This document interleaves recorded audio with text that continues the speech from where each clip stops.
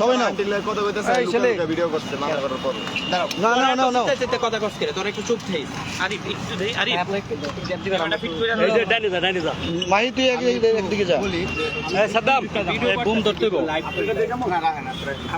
এই সাদ্দাম আমি ব্যাগটা মোবাইল দেখো 15 আমি ব্যাগটা মোবাইল এই আগে আগে দুধ গোসল করলো তারপর ইন্টারভিউটা নি হ্যাঁ না না আগে আমি ইন্টারভিউর কিছু না আমি জাস্ট একটু সবাইকে কৃতজ্ঞতা প্রকাশ হ্যাঁ এটা আর কি হ্যাঁ আর কিছু লাগানো হ্যাঁ, জেল থেকে বেরিয়ে আমরা দিয়েছি দুধ দিয়ে গোসল করবেন এখন দুধ নিয়ে আসছে দুধ দিয়ে গোসল করবেন ক্যামেরা হবে আর আঙ্কেলের কাছে না কেন একটু ওই যে ওর কাছে রিয়াজ তো ওপেন আছে ভাই সবার কাছে বুম আছে আমরা পিছনে দাঁড়াই সবার কাছে বোম আছে সবাই একটু জায়গা দিয়ে দাও বাবু এখন বেরিয়ে দুধ দিয়ে গোসল করবেন মামুন দুধ দিয়ে আপনারা যারা আছেন এই জায়গায় এমন হচ্ছে যে প্রিপারেশন নিচ্ছে অনেক কথা বলছে এগুলো নিয়ে ভিডিওগুলো আপনারা দিন হ্যাঁ আনকার ভিডিওগুলো এটা হচ্ছে আপনারা যেটা দিতে পারবেন যেটা দিলে ভালো আসে আর আমি হচ্ছে যে কারো বিপদ বলতে আসি নাই কারো বিপক্ষে বলতে আসি নাই আল্লাহ তাআলা হচ্ছে যে উত্তম পরিকল্পনাকারী ওনার বিচারে তো আমার কোনো অভিযোগ নাই উনি যেটা বিচার করবে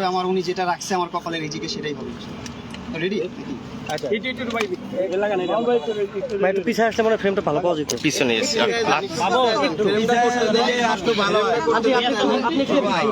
বড় ভাই হ্যাঁ এদিকে ঘুরে দাঁড়ান হ্যাঁ সুন্দর এটা কই লাগাবেন পিছে যাও না এটা কই লাগাবেন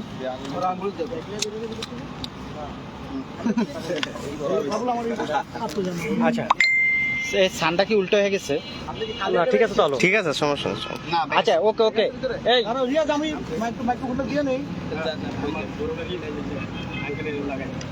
এইভাবে হ্যাঁ এইভাবে লাগা হ্যাঁ তাহলে আমারটাও লাগা দাও বাবু আমারটাও লাগা দাও ওই আপনি রিস্টেন্ট বাড়ি করছেন না এটা ই করেন ভাই একটু জাস্ট একটা লাগা দিলে তো বাইক লাগি কি করব কেন লাগা দাও আমি তো বলি কথা বলো ये दे क्या আমার মোবাইলটা দেন না ভাই कार दिगा दिगा সাইডে দাও कोऑर्डिनेट दुकान बोलते हैं ভাই এই যে প্যাকেট দেওয়া টাকা না বেতন ভাই তো ঢুকে গেলেন দুই তিন হাতে রাখতে লোকে পুলিশের সামনে দেয় আছে ধরেন কত গুরু এই একটু সামনে বাহ এই মন ভাই একটু পিছনে এনে ময়লা ওকে আর যাও না হয়েছে আর দরকার নাই মামুন আর যাওয়ার দরকার নাই এই আচ্ছা এই রেডি সবাই হ্যাঁ রেডি ঠান্ডা হয়ে গেছে উল্টা সামনে হয়ে গেছে বন্ধু এদিকে দেন এই পাশে ঘুরাই নি মামুন একটু ঘুরাই নিন মামুন আমরা এই পাশে দাঁড়াই এই দিকে তৎক্ষণ আছে তোরে ভাই না না এইদিকে দাঁড়াক শান্ত মিডিলে আছে এবার ক্লিয়ার মাইক জায়গা দে এই আরিফ রে এই পাশে আরিফ আয় হয়েছে এখন সুন্দর হয়েছে ভাই বোমটা ধরো তো এই রেডি এই মামুন যাও রেডি আমরা কথা না বলি ভাই একটু আঙ্কেলকে পাশে দেন পাশে আছে তোর পাশেই আছে। চলে আসে মিঠু মামুন এই যে আচ্ছা, মামুন দীর্ঘদিন পরে আপনি জেল থেকে জামিনে বের হয়েছেন হ্যাঁ এখনো মামলাটা প্রক্রিয়াধীন তো সবকিছু মিলে মাকে অনেক দিন পরে জড়িয়ে ধরতে পারছেন মানে অনুভূতিটা যদি একটু বলেন এটা আমার লাইফের বেস্ট এভার ফিলিংস যেটা হচ্ছে যে আমি বলে প্রকাশ করতে পারবো না এত ভালো লাগতেছে আর মনে হচ্ছে যে এতদিন আমি মায়ের গর্বে ছিলাম জেলখানাটা হচ্ছে মায়ের গর্বের মতন ওইখানে বাইরে কি হচ্ছে না হচ্ছে কোনো কিছু আমি খোঁজখবর পাচ্ছিলাম না ওরকমভাবে কিন্তু ভালো ছিলাম অনেক ডিসিপ্লিন অনেক ভালো জেলখানাটা আমি যেটা মনে করি ওটা সাজা যাওয়ার জায়গা না ওই জায়গাটা হচ্ছে মানুষকে পরিবর্তন করার জায়গা ওই জায়গাটা এত সুন্দর ডিসিপ্লিনভাবে চলাফেরা এত সুন্দর জায়গা একদম লাইক অনেক আমাদের বাংলাদেশ ইউনিভার্সিটি আছে অনেক বড় বড় ইউনিভার্সিটি ঢাকা ইউনিভার্সিটি বলতে পারেন আপনার এসটিএস ইউনিভার্সিটি আরও বড় বড় ইউনিভার্সিটি আছে যেসব ইউনিভার্সিটির স্টুডেন্টরা ব্যাচেলর থাকে ওই প্যাটার্নের থাকাটা ওই প্যাটার্নের চলাফেরা ওই প্যাটার্নের সব কিছু একটা রুলস অ্যান্ড রেজুলেশনের উপর দিয়ে চলে তো সব কিছু ওভারঅল ভালো ছিল ভালো লাগছে এই জেলখান থেকে বের হওয়ার পর মনে হলো যে আমি মার গর্ভ থেকে বের হলাম পৃথিবীতে আসলাম সব কিছু নতুন লাগতেছে সব কিছু সুন্দর লাগতেছে এই মানে কখনো চিন্তা ভাবনা করি না এই প্রকৃতি এত সুন্দরভাবে দেখবো মানে আমরা কখনো ফিল করি না কিন্তু আমরা কিন্তু সবসময় প্রকৃতি দেখি কখনো আকাশের দিকে তাকায় আমি মাঝে মধ্যে যখন জেলে ছিলাম তখন আমি আকাশের দিকে তাকায় আকাশটাকে ফিল করতাম এরকম ফিল কিন্তু আমি বাইরে থাকা অবস্থা কখনো করি নাই যখন আমি অভাবটা বুঝছি তখনই আমি ফিল করছি যাই হোক আল্লাহ উত্তম পরিকল্পনাকারী এটা আমি বিশ্বাস করি উনি যা পরিকল্পনা করে রাখছে আমার জন্য সেটাই হবে আমার কপালে আমি কাউকে দোষ দিব না আমাকে যদি কেউ ক্ষতি করে সুখে থাকে সে সুখে থাকুক, আর আমাকে যদি কষ্ট দিয়ে সে ভালো থাকে ভালো থাকুক, আমি এটাই চাই। আর একটা কথা বলতে চাই, যেটা হচ্ছে যে মামলার বিষয়ে, যে এখানে কিছু ভুল আছে যেগুলো হচ্ছে একটু আমাকে কষ্ট দেওয়ার জন্য বা আমাকে খারাপ রাখার জন্য ওরা বানোয়ারভাবে বানাইছে, এটা আপনারাই জানেন, আমি এটা বলতে চাই না। সো আমি কাউকে কখনো কোনো প্রলোভন দেখাই নাই, আর আমি কাউকে কখনো প্রলোভন দেখাবো না ইনশাল্লাহ। যা হয়েছে আমার নসিবে ছিল। তো একটা জায়গা থেকে বেরিয়েছি, আমার এখন হচ্ছে যে আমার আব্বু হচ্ছে দুধ নিয়ে আসছে, আমাকে দুধ দিয়ে গোসল করাবে। আমি হচ্ছে দুধ দিয়ে গোসল করে আমি আমার নতুন জীবন শুরু করতে চাই, নতুনভাবে আমি নিজেকে গড়তে চাই। আমি আপনাদের দোয়া চাই, আপনাদের কাছ থেকে দোয়া ছাড়া আমার কিছু চাওয়ার নাই। আমি আপনাদের কাছে ধ্বংস করতে কিছু চাই না, শুধু দোয়াই চাই। আর আমার বাবা মার দোয়া তো আমার সাথে আছেই, আপনারা আমার দোয়া করবেন। একটু জানতে চাই ভাইয়া, যে আপনি জেলে কাটানো সেই মুহূর্তগুলো, আসলে আমরা প্রতিনিয়ত তো জেলে আসছি, যে জেলে একটা মানে যারা থাকেন তাদের সেই মুহূর্তগুলো খুবই কষ্টের কাটে, মানে আপনার আসলে ওখানে কেমন কেটেছে? ওইটাই বললাম যে মায়ের গর্ভে ছিলাম, এরকম ফিল হয়েছে যে বাইরের কোনো আলো বাতাস, বাইরের কোনো চিন্তা ভাবনা এরকম ছিল না। কিন্তু ভিতরের যে ডিসিপ্লিনটা আপনারা বাইরে থেকে যেটা অনুভব করেন, ফিল করেন, ভিতরে কিন্তু ওইরকম না। ভিতরে কিন্তু একদম ইজি, ভিতরে সব কিছু আছে, আপনি সব কিছু করতে পারেন, ভিতরে সব লিগেল করতে পারবেন, ইলিগেল কোনো কিছু করতে পারবেন না।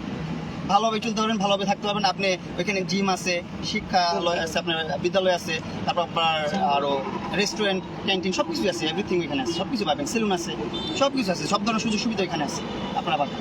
ঈদের দিনটা কেমন কাটছিল? ব্যাপারগুলো মানে আম্মা বলছিল যে আপনার মানে বাইরেও আপনি খাওয়া দাওয়া কম করেন, কিন্তু ওখানে যে আপনি খাওয়া দাওয়া করতে পেরেছেন কিনা, মানে এই ব্যাপারটা একটু। আসলে খাওয়া দাওয়া হচ্ছে যে একটা সরকারি খাবার, তো সবার জন্য একটা খাবার বরাদ্দ থাকে, খাবারটা অবশ্যই মানসম্মত ভালো। আমি একটু খাবার নিয়ে নকরা করি, এইটাই আমার দিক থেকে প্রবলেম, কিন্তু খাবার দিক থেকে কোনো প্রবলেম না। খাবার খুবই ভালো ছিল, অ্যান্ড আলহামদুলিল্লাহ ভালো আছি, আমি ভালো ছিলাম। আর এইবারের ঈদটা আমার জীবনের স্পেশাল ঈদ ছিল, কারণ এখন আমার বয়স 20 হলো, আমি 2004।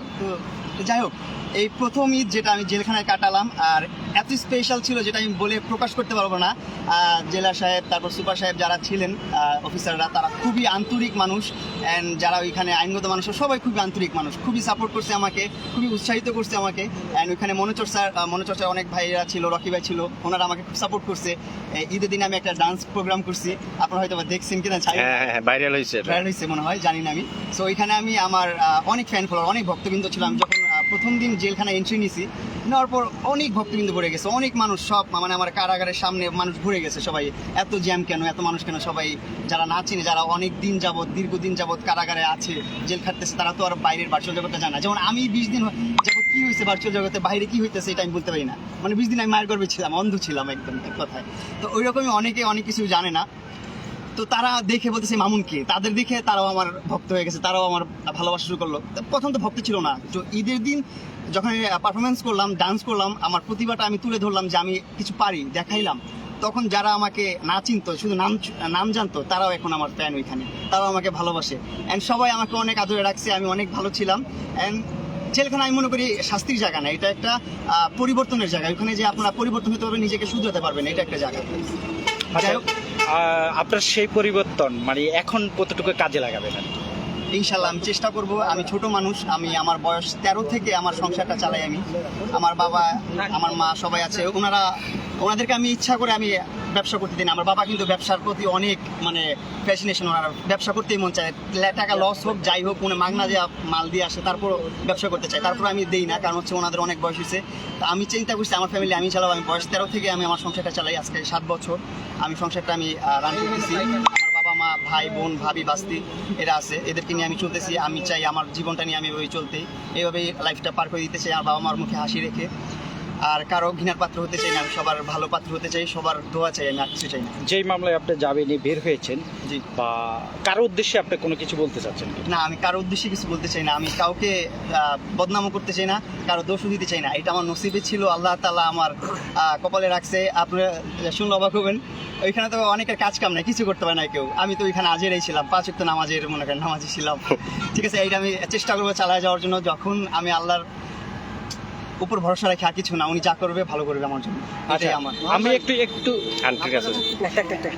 এবারকার কোরবানির ঈদ, জি, মা বাবাকে ছাড়া জীবনের প্রথম ঈদ করলেন জেলখানায়। মা বাবাকে নিয়ে তো জন্মের পর সব ঈদগুলোই করছি, এটাই বললাম। মা বাবাকে নিয়ে জন্মের পর সবগুলো ঈদ করছি, কিন্তু এইটা একটু ডিফারেন্ট ছিল। এটা একটু জেলখানার যে বন্দি মানুষগুলো আছে তাদেরকে নিয়ে করছি। তারা যারা এমন মানুষ আছে যারা হচ্ছে আমাকে 17 সালে ফলো করতো, তারা তারপর থেকে জেলখানায়, তারপর থেকে আমাকে দেখে নাই, প্রথমবার জেলখানায় দেখলো এতদিন পর। তাদেরকে নিয়ে উৎসব করছি, ঈদ করছি, ভালো লাগছে, খারাপ লাগে নাই অতটা। উৎসবের মধ্যে বাবা মার কথা, ভাই বোনের বাবা কথা মাকে মনে তো পড়েছে? অবশ্যই মিস করছি, তাদের জন্য চোখের অশ্রু মনের অজান্তেই যে চলে আসছে চোখ দিয়ে। এগুলার বলে প্রকাশ করার তো কিছু নাই। মা বাবার জন্য সবসময় একটা সফটকর্নার মনের অন্তরস্থলে থাকে। মা আচ্ছা বাবাকে ভালোবাসি। আচ্ছা, আমরা শেষ করবো, তো একটু যদি বলি যে আমি আজকে কিন্তু চমৎকার একটা হাসি দেখতে পাচ্ছি, মানে আপনার দুই পাশে দুইজন মানুষ আছে, কিন্তু গত 20 দিন ধরে কিন্তু এই জিনিসটা দেখিনি। আংটি আজকে মনে হয় ভোর 5টা থেকে এখানে এসে উপস্থিত।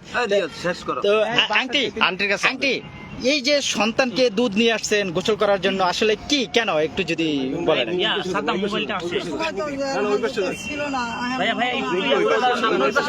ওই পাশে যান ভাই, দাঁড়ান নাংটি দাঁড়ান একটু ওই পাশে না গেলে হবে না। হ্যাঁ একটু শেষ করে দেবে। হ্যাঁ জি বলেন। এই যে এই সাদ্দাম মোবাইলটা এই সমস্ত আসে নেই, মানে আমার মনে টানছেন যে আমি এখান থেকেই অনেক গোসল করে বাসায় নিই। এই কারণে আমি গাড়িটা দাঁড়া করাইছি, আর তোমাকে দাঁড়া করাইছি, আমি এই জায়গাতে গোসল করে নিয়ে যাবো। আমার ভিতরে উপরে যাওয়ার কোনো কিছু আল্লাহ যে না খালাম্মা, না না, দুধ দিয়ে গোসল করে মানে সামনে যেন আর বিপদ না আসে। না আসে, আল্লাহ যে বিপদেরকে মুক্তি করে। আচ্ছা। ভালো রাখে। জানি না এটা আপনারা কিভাবে দেখবেন। না ঠিক আছে, মানে মুরব্বীরা অনেকে অনেক কথা বলার, কোনো সমস্যা নেই। গোসল করামু আর দুধ দিয়ে গোসল করামু। পানিটা কিসে? এটা আপনারা আবার নেগেটিভ ও, সোনার উপর পানি। আচ্ছা ঠিক আছে, মাথায় দি- ভাই ওই গুলি সরান, ভাই গুলি সরান। এই যে তুমি ক্যামেরা ধরো ভালো করে। মামুনকে তার বাবা মা দুধ দিয়ে গোসল করে দিচ্ছে, মানে যেটাতে জেলখানা থেকে মনে হয় একটা পাপ মুক্ত করছে, এমনটাই কিন্তু। মেয়েজি তুমি ক্যামেরাটা ভালো করেই করবা। জীবনে সব পাপ মুচ্ছো।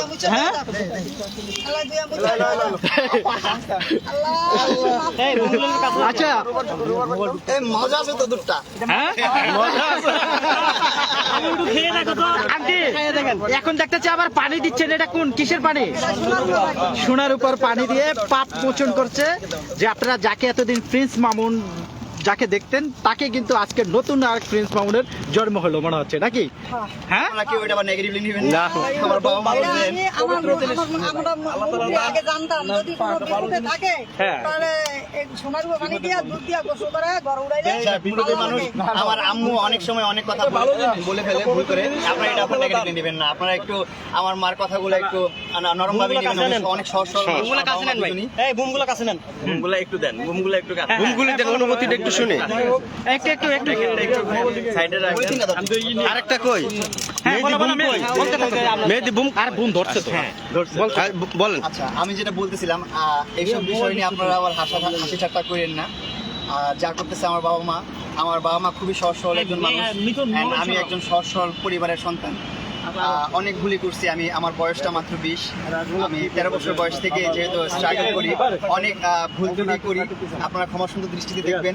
অ্যান্ড আমার মা অনেক কথাই বলে ফেলে, চিন্তা ভাবনা করে আমার ছেলের ভালো হবে, আমার ছেলের উপকার হবে, কিন্তু ওইটা যদি আপনারা নেগেটিভলি নিয়ে নেন, ওইটা যদি আমার অপকার হয়ে যায়, সেটা আপনারা একটু খেয়াল রাখবেন, একটু দোয়া রাখবেন আমার জন্য। এইটাই আপনাদের কাছে আচ্ছা মামুন ভাই, একটা ছোট্ট প্রশ্ন ছিল। সকাল থেকে আমরা বেশ কয়েকবার দেখলাম যে লায়লা এসে এখানে অপেক্ষা করছেন, তো এরকম যদি কোনো পরিস্থিতির সৃষ্টি হয় বা ভালোবাসার টানে তার কাছে ফিরে যাওয়ার কি কোনো সম্ভাবনা আছে কিনা? এই প্রসঙ্গ নিয়ে এখন আমি আর কথা বলতে চাচ্ছি না ভাইয়া। না, দেখলাম অনেকক্ষণ যাবত তিনি অপেক্ষা করছেন আপনার জন্য। Okay thank you Mamun, thank you Mamun. আমার বাবার জন্য, আমার ভাই বোন, দোয়া রাখবেন সবাই। আল্লাহ হাফেজ। ওকে আল্লাহ হাফেজ। ভাই যা ভাই নিয়ে উনি দুধ দিয়ে গোসল করে মামু এখন কি গ্রামের বাড়িতে যাবেন? দেখি। আচ্ছা ঠিক আছে, গ্রামের বাড়ির উদ্দেশ্যে রওনা দিবেন গাড়ি থেকে। এই এবং অনেকেই